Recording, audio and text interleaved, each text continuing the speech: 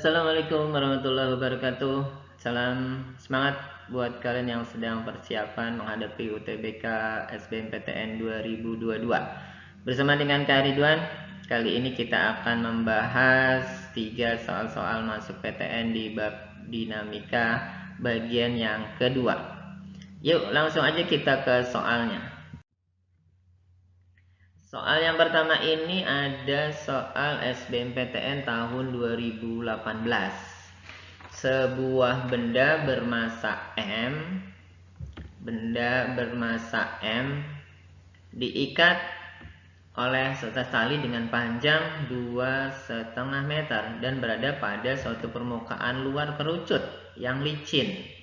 Seperti pada gambar, rotasi benda berlawanan dengan arah gerak jarum jam terhadap sumbu putar O dengan laju putar yang konstan. Jika tan tetanya adalah 0,75, nilai laju putar omeganya berapa agar gaya normal antara benda dan permukaan kerucut bernilai 0? Berapa radian per second? Oke.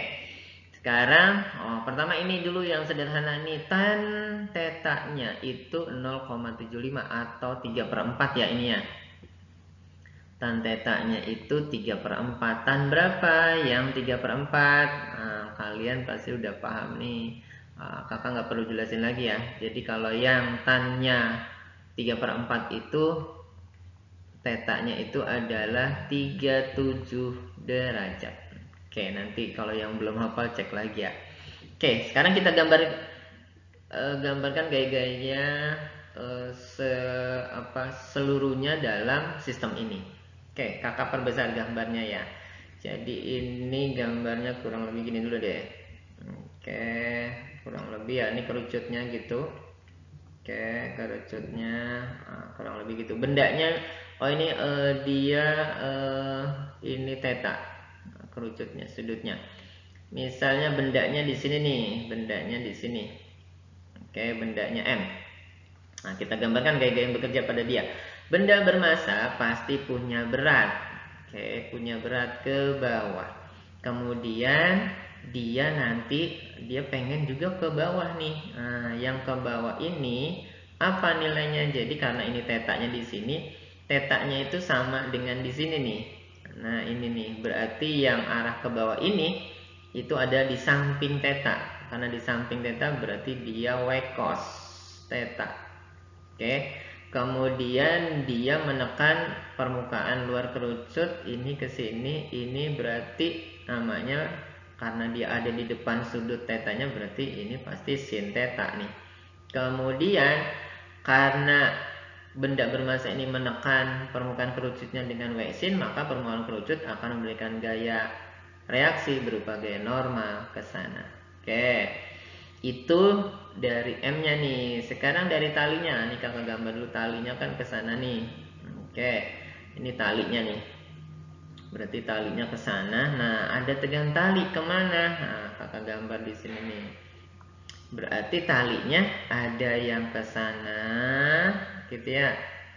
Berarti tetanya samanya dengan yang di sini ya. Tetanya kalau di tengah tali dia di sini nih. Kemudian ada yang ke sana. Oke, yang ke sana, yang ke atas nih, karena dia ada di samping. Nah, pasti T cos theta. Yang di sini ada di depan namanya T sin theta. Oke. Sudah tuh. Atau sekarang kita tambahin lagi kan ini berarti ini jari-jarinya ya, jari-jari kerucutnya. Kemudian sisi miring ini panjang talinya. Jadi kalau kakak gambar, jadi kita mencari hubungan R sama panjang tali itu. Jadi kalau kakak gambar di sini deh. Di sini. Nah, gitu ya. Kita ambil yang setengahnya aja. Ini berarti dia theta di sini. Tetanya di sini. Ini L-nya. L itu panjang talinya. Kemudian ini jari-jarinya. Nah, hubungannya theta L sama R itu apa? Ini kan R-nya itu ada di depan sudut ya. L-nya itu di samping. Berarti dia sudutnya itu adalah sin. Sin theta adalah R dibagi L. Nanti kita butuh nilai R-nya. R sama dengan adalah L kali sin theta. Oke, sip. Coba kita cari hubungan rumus-rumus dari gaya-gaya ini. Kalian perhatiin dulu ya gaya-gayanya ini. Tadi kurang lebih ada normal, ada W sin, ada W, ada W cos, ada T cos, ada T sin. Oke, coba kita sekarang yang arah vertikal dulu, ke atas sama ke bawah. Kakak gambar di sini deh nulisnya. Yang ke atas sama ke bawah berarti ini ada di sumbu Y, berarti ini sigma di sumbu Y-nya harus 0. Nah, sekarang yang ke atas harus sama dengan yang ke bawah kayaknya. Yang ke atas itu siapa? Yang ke atas itu ada T cos. T cos theta sama dengan yang ke bawah itu W. W itu sendiri adalah M dikali G. Nah, nanti kan ke atas sama ke bawahnya harus sama karena dia tidak bergerak ke atas ke bawah. Oke, sekarang kita coba cari hubungan T-nya. T-nya sama dengan adalah berarti M dikali G dibagi cos theta. Nah, anggaplah ini jadi persamaan 1. Kita kayaknya butuh beberapa persamaan nih, nanti menggabungkan beberapa persamaan. Oke, ini kita dapat persamaan 1 itu nilainya sama dengan T sama dengan M kali G per cos. Kemudian kita dapat hubungan rumus-rumus apa? Nah, sekarang yang di sumbu X-nya. Di sumbu X dia berarti kan nanti dia berputar tuh. Berputar arahnya selalu ke pusat lingkaran. Namanya apa? Nah, dia melakukan gaya sentripetal. Gaya sentripetal. Rumusnya apa? Gaya sentripetal. Ini berarti mainnya di sumbu X ya. Gaya sentripetalnya itu rumusnya apa? Sigma gaya sentripetal rumusnya itu adalah M kali V kuadrat dibagi R. Oke. Nah, gaya sentripetal itu adalah gaya-gaya yang arahnya ke pusat. Arahnya ke pusat siapa aja? Nah, sekarang yang ke pusat siapa? Ini ada T sin theta. Nah, dia ada yang ngelawan. Yang ngelawan itu si N dikurang N. Kalau N itu dia ke luar dikurang N sama dengan M. Nah, si V ini kecepatan linier kita rubah ke hubungan yang ada kecepatan sudutnya nih. Nah, kita tahu kakak terus di mana ya? Di sini aja ya. Oh, di sini di atas deh. Hubungan antara kecepatan sudut dengan kecepatan linier itu hubungannya kan V sama dengan omega kali R. Sehingga V-nya kita ganti dengan omega kali R. V-nya di kuadrat nanti dibagi R itu berarti kalau kita hitung berarti ini jadinya omega kuadrat R. Benar nggak? Benar ya? Kalian masukin aja V-nya itu omega R. Kemudian V-nya itu kan di kuadrat. Nanti kan omega kuadrat R kuadrat. Nah, R kuadrat itu dibagi R nih. Jadi R-nya tinggal 1. Oke. Nah, kemudian nah dia kan tadi minta nanti nilai laju putarnya omeganya berapa, karena dia pengen berapa nilai laju putarnya itu agar gaya normal sama antara benda dan permukaan kerucut itu 0. Gaya normalnya berarti ini dibikin 0 nih. Berarti ini kita nggak anggap si N-nya ya 0. Berarti yang bekerja di gaya sentripetal itu hanya T sin theta aja, sama dengan ini hasilnya M L omega kuadrat R gitu ya. Berarti ini kita jadiin persamaan kedua. Oke, kalian ingat nih ada persamaan 1 T sama dengan MG dibagi cos. Kemudian ada persamaan 2 itu T sin theta sama dengan M omega kuadrat kali M. Oke, karena ini nggak muat ya, tampilannya nggak muat, kakak pindah ke slide berikutnya untuk kita menggabungkan rumus persamaan 1 sama persamaan 2-nya ya di slide berikutnya. Oke, kita lanjut ke slide berikutnya. Nah, di slide ini tadi kakak dulu persamaan 1-nya tadi, persamaan 1-nya itu T sama dengan MG dibagi cos theta. Oke. Kemudian persamaan 2-nya kita dapat T sin theta itu sama dengan M omega kuadrat R. Nah, kita gabung nih. Nah, sekarang kita berarti yang satu ini masukin aja ke persamaan 2 deh. Berarti T-nya masukin ke sini ya. Berarti T-nya itu Mg per cos, gitu ya, cos theta dikali sin theta sama dengan ini M omega kuadrat R. M-nya kita bisa coret. Oh sebentar, ada persamaan 3 sebetulnya tadi ya. Cuman kakak nggak masukin tadi persamaan 3. Ada persamaan 3 itu tadi hubungan apa? Hubungannya kakak tulis di sini ya. Harusnya di slide yang sebelumnya. Ada hubungan karena kita mau ganti R ini nih. R tadi apa? R itu adalah L kali sin. Ini yang kelupaan nih. Nah, R-nya kita ganti. Ini dulu deh. Nanti R-nya belakangan. Kita gantinya. Ini dulu kita coret nih. M-nya sama. Kita coret. Berarti ini ada G kali sin theta per cos theta sama dengan omega kuadrat dikali R. R-nya itu L sin theta. Oke, sekarang sin theta-nya kita coret lagi.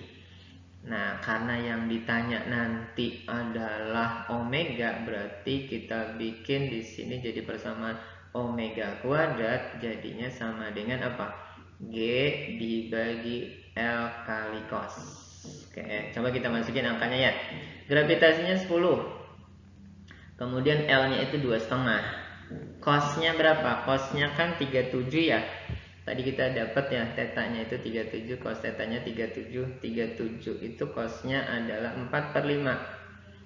2,5 kita coret sama 5, ini hasilnya 0,5. 0,5 kali 4 itu 2. Berarti ini 10/2. Itu untuk omega kuadrat. Ini hasilnya 5 ya. Omega kuadrat itu hasilnya 5. Kita diminta mencari omeganya. Omeganya berarti akar 5.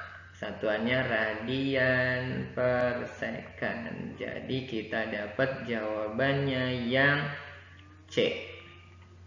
Oke. Ini memang agak rumit sedikit. Nah, jadi kalian coba nanti ulang lagi videonya. Karena tadi kakak sempat rubah slide-nya ya. Slide 1 tadi menggambarkan gaya-gayanya, slide kedua baru menghitungnya. Oke, kita lanjut ke nomor yang kedua. Di nomor 2 ada SBMPTN tahun 2014, sebuah kotak diletakkan pada bak mobil terbuka yang sedang bergerak dengan percepatan 6 meter per second kuadrat. Massa kotak itu 40 kg.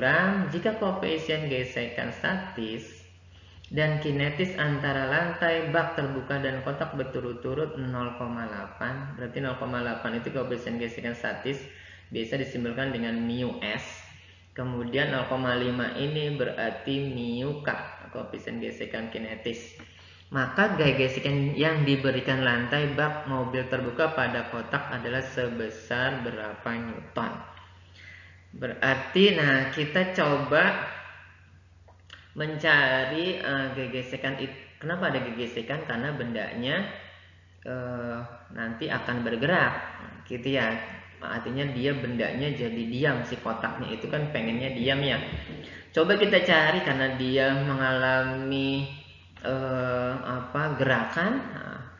Kan bendanya bergerak itu nanti berarti dia akan dapat hukum Newton kedua di sini nih. Hukum Newton kedua, seandainya kotak ini ketemu sama lantai bak mobil terbukanya licin, kita pengen tahu gaya yang bekerja pada kotak itu berapa sih. Kita pakai hukum Newton 2, A sama dengan sigma F dibagi M.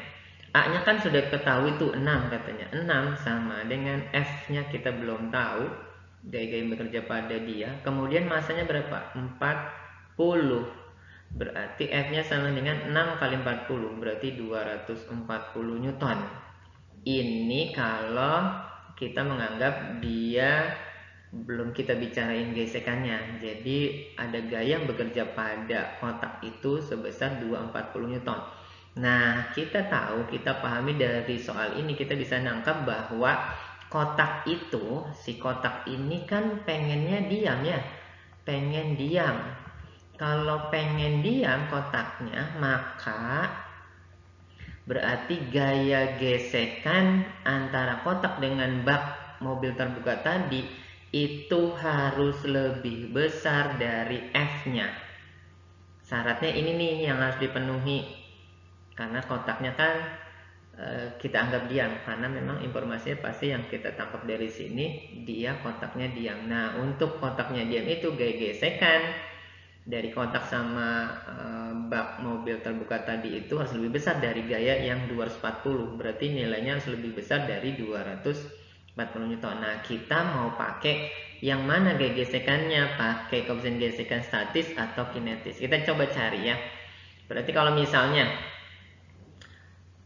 bendanya dia bergerak, karena bergerak, padahal ini sih sebetulnya karena dia diam, dia pasti diam itu pakai koefisien gesekan statis, tapi kita pengen cek ya koefisien gesekan yang kinetiknya. Berarti ini mu k kali n. N nya berapa? Kita gambarkan kotaknya sebetulnya di dalam mobil itu, di bak mobil tadi itu M bermassa, pasti punya berat, kemudian berat itu dilawan ada gaya normalnya ke atas, kemudian ada gesekannya ke sana. Oke, berarti karena bendanya tidak gerak ke atas ke bawah, maka N-nya ini harus sama dengan W ya. Oke, berarti ini koefisien gesekan kinetiknya itu setengah. N-nya berapa? N itu sama dengan berat bendanya, berat kotaknya, berarti masanya kan 40. Kemudian dikali gravitasi 10 jadi 400 Newton. 40 kali 10, 400, berarti ini 400. Jawabannya berapa? 200 Newton. Oke, kalau ini bendanya bergerak, gitu ya. Kan kita bisa pahami dari sini sekali lagi bahwa kotak itu yang diharapkan dia diam. Maka kita pasti nggak mungkin pakai yang ini, nggak mungkin. Gitu ya. Memang 200 ada sih jawabannya, tapi bukan itu jawabannya. Kita pakai yang gesekannya, pakai koefisien gesekannya yang statis dikali N. Ini 0,8 dikali N nya 400, berarti ini 0,8 kali 400 itu 320 Newton. Berarti yang dimaksud di sini, yang ditanyain itu sebetulnya adalah gaya gesekan yang diberikan antara kotak dengan permukaan bak mobil terbuka itu biar kotaknya diam. Maka kalau dia pengen diam, berarti kita pakai koefisien gesekannya yang statis. Nah, kalau pakai koefisien gesekan statis, nilainya itu 320 Newton. Maka jawabannya yang 320 Newton, yang E, bukan yang 200. Oke, gitu ya. Oke, kita lanjut ke nomor 3. Di nomor 3 ada UMPTN tahun 2001. Gaya F sebesar 12 Newton bekerja pada sebuah benda yang masanya M1, menyebabkan percepatan A1 8 meter per second kuadrat. Jadi ini ada gaya F-nya 12. Kalau dia bekerja pada M1, katanya itu A1-nya 8 meter per second kuadrat. Kemudian jika F itu, F-nya sama, bekerja pada benda yang bermassa M2, percepatannya 2 meter per second. Jadi dia kalau bekerjanya pada M2 nih, A2-nya itu katanya 2 meter per second kuadrat. Pertanyaannya, jika gaya itu lagi yang dipakai, tapi sekarang bekerja pada benda yang massanya M1 tambah M2 katanya.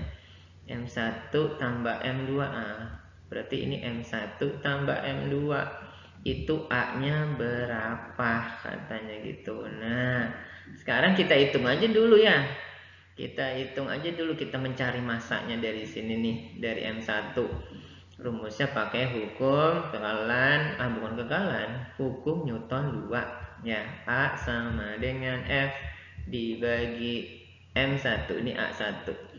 A1-nya berapa? A1-nya 8. F-nya katanya kan 12 dibagi M1. Maka M1-nya sama dengan 12/8. Kita sederhanain, kita bagi 4. Ini 3 dibagi 4, ini 2. Jadinya ini 1,5 kilogram. Berarti M1 itu 1,5. Nah, kita tulis ini nih. M1-nya itu 1,5. Ditambah nanti berapa? Nah, dari sini kita nyari M2-nya nih. A2 sama dengan F-nya sama dibagi M2. Berarti A2-nya ini 2, F-nya itu 12, M2-nya ditanya, maka M2 itu sama dengan 12 dibagi 2. Itu hasilnya 6 kg. Ini berarti 1,5 tambah 6. Itu dapat berapa? 7,5 kg. Nah, berapa sih percepatannya? Kalau ada gaya 12 Newton bekerja pada benda bermasa M1 sama M2 yaitu 7,5. Nah, kita hitung aja berarti A sama dengan F dibagi M. M1 tambah M2 ya di sini ya. F-nya 12 dibagi 7,5. 7,5 itu artinya kan 75/10. 10-nya naikin ke atas. Jadi ini 120/75. Kakak sederhana ini. 120 misalnya, ini cuma teknik menghitung aja. 12 itu kakak ganti jadi 3 kali 4 kali 10. Oke, sama ya. Kemudian 75 itu 3 kali 25. 25-nya kakak uraikan lagi 5 kali 5. Ah, maksudnya gitu. Ini hanya teknik menghitung aja. Kalau kamu nggak mau pakai kalkulator, 3 coret, 10 sama 5. Coret, ini dapatnya 2. Berarti A-nya itu 4 kali 2, 8 dibagi 5. Hasilnya 1,6 meter per second kuadrat. Nah, ini cuma biar tahu aja sedikit kakak berbagi teknik menghitungnya kalau kamu nggak mau pakai kalkulator. Dapatnya 1,6. Jadi jawabannya yang B nih. Oke, 1,6. Oke, bisa dipahami ya. Alhamdulillah kita sudah menuntaskan 3 soal masuk PTN ini bab dinamika bagian kedua. Semoga kalian bisa pahami. Sekali lagi kalau belum kalian pahami, kamu atau kalian bisa tonton ulang lagi video ini. Mohon channel ini bisa kalian like, subscribe, dan share ke teman-teman kalian jika bermanfaat dalam membantu persiapan belajar kalian, khususnya mata pelajaran fisika. Semoga kakak doakan kalian diterima di PTN favorit yang diinginkan. Salam sukses buat kalian semuanya. Terima kasih. Assalamualaikum warahmatullahi wabarakatuh.